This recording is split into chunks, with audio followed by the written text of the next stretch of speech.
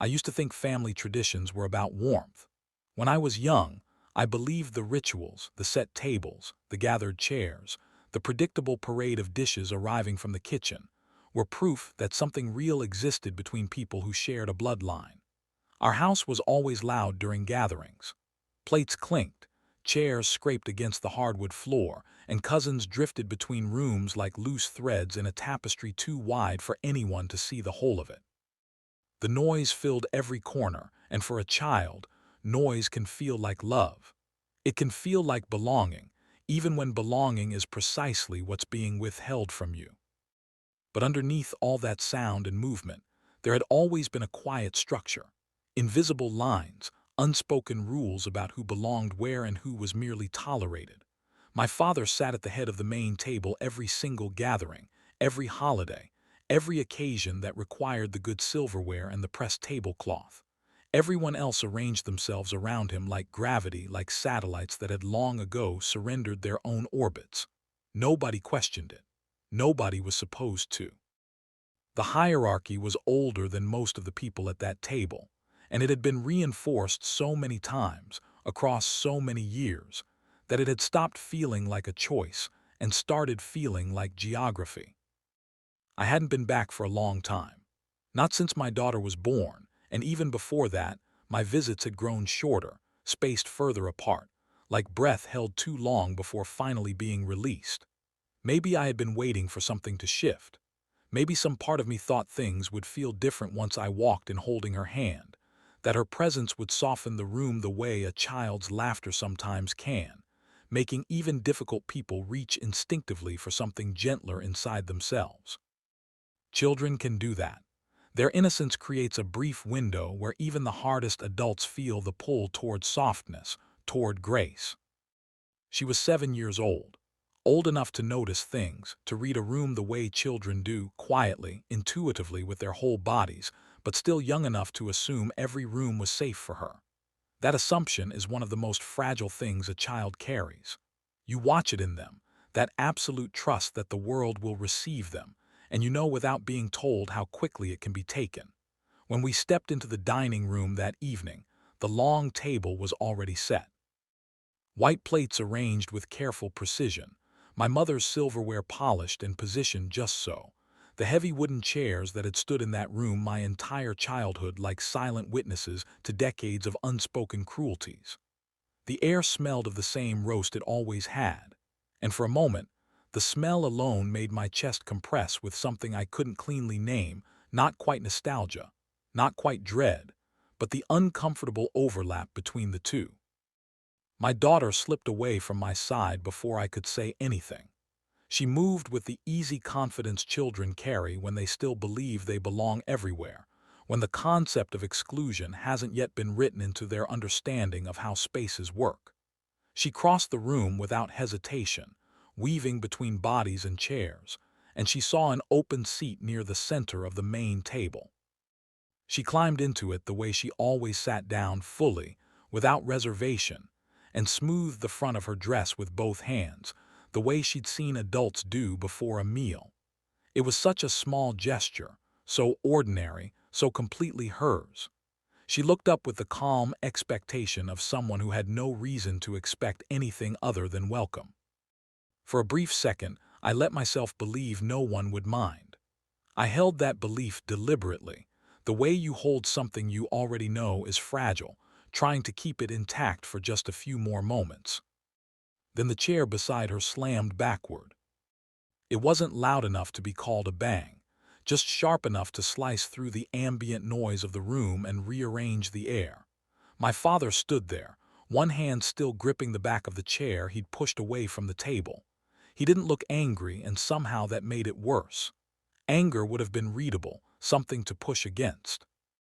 Instead, his face carried the calm certainty of someone who had never once been seriously contradicted inside these walls. Someone who had occupied the center of gravity for so long that he had simply forgotten other forces existed.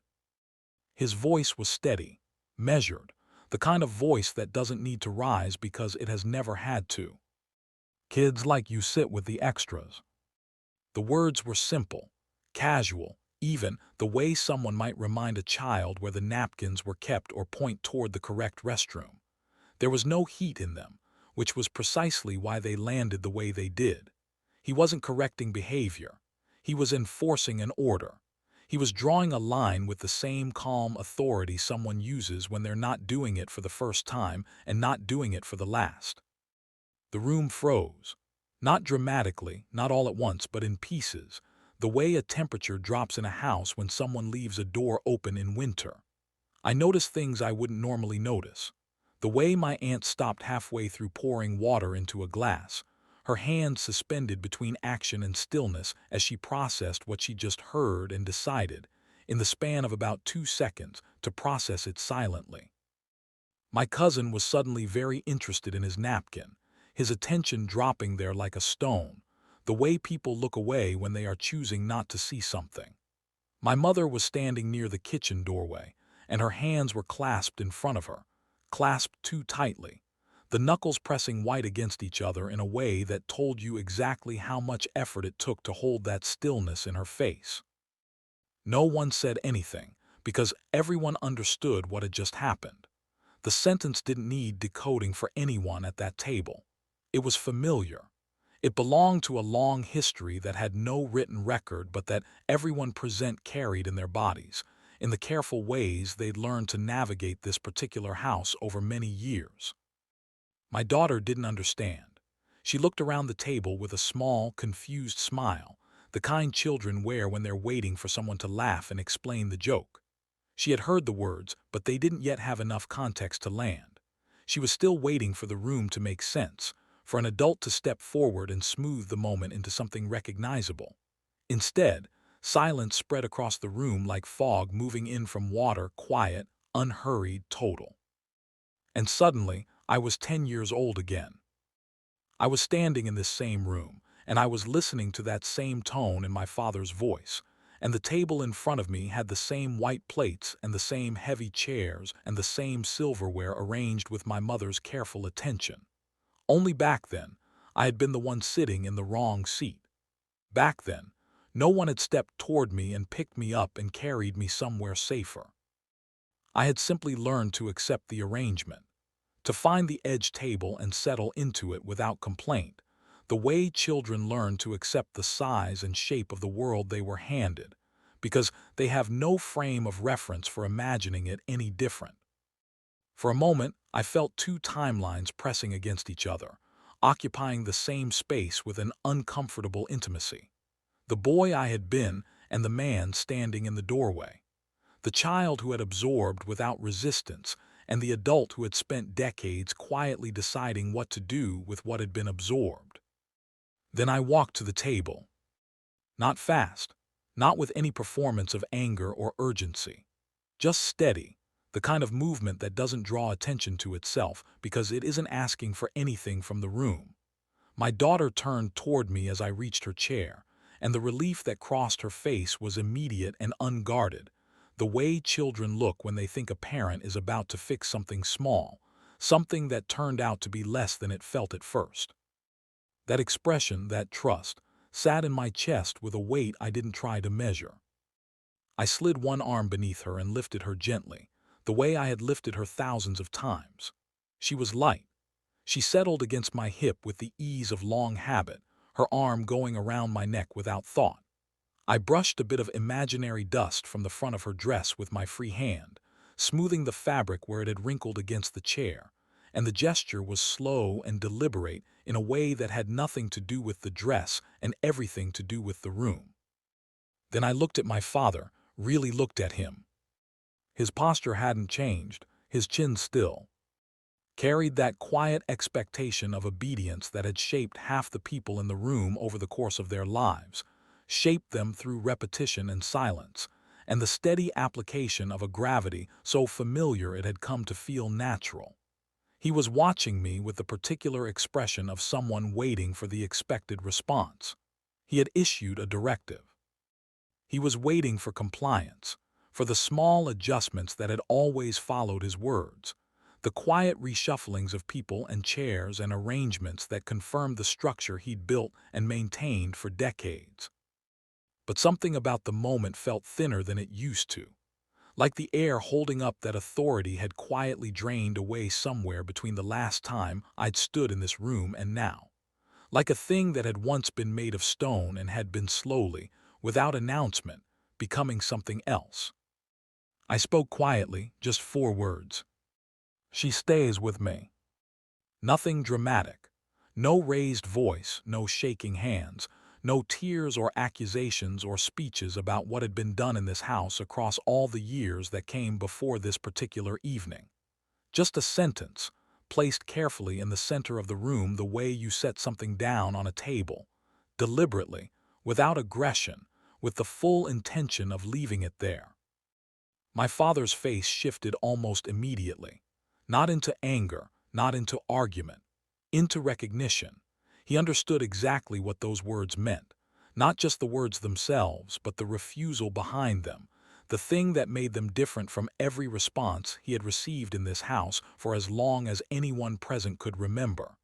There was a boundary in the sentence that hadn't existed here before. A line drawn not in anger but in something steadier, something that felt less like emotion and more like architecture. Behind him, my mother inhaled sharply. It wasn't loud, but in a room that had gone that quiet, it traveled. It sounded like the air had been pulled out of her lungs for a single second and then returned. No one moved. For the first time in my life, my father didn't respond right away. He stood there with his hand still resting on the back of that pushed-away chair, and his eyes moved, once, to my daughter, then back to me, and in that movement there was a kind of calculation happening that had nothing to do with the moment itself and everything to do with the accumulated weight of what had led to it. He was measuring something that clearly hadn't been there before, accounting for something he hadn't budgeted for. Time had changed the room in ways he hadn't been paying close enough attention to notice until now. I wasn't the boy sitting at the edge of the table anymore. He knew it, and in knowing it, something in the architecture of the evening shifted, quietly but permanently. After a long moment, he stepped back from the chair. Just half a step, but everyone at the table saw it, and everyone at the table understood it. That half step was not a retreat in the conventional sense. It wasn't surrender or apology. It was a recalibration, the kind that happens when a person realizes, for the first time with any real clarity, that the map they've been using no longer matches the territory. I adjusted my daughter on my hip and turned toward the smaller table near the window, the one where cousins and distant relatives usually gathered, the one that had always occupied a subordinate position in the room's hierarchy, close enough to hear the conversation at the main table, but far enough to make the distinction clear.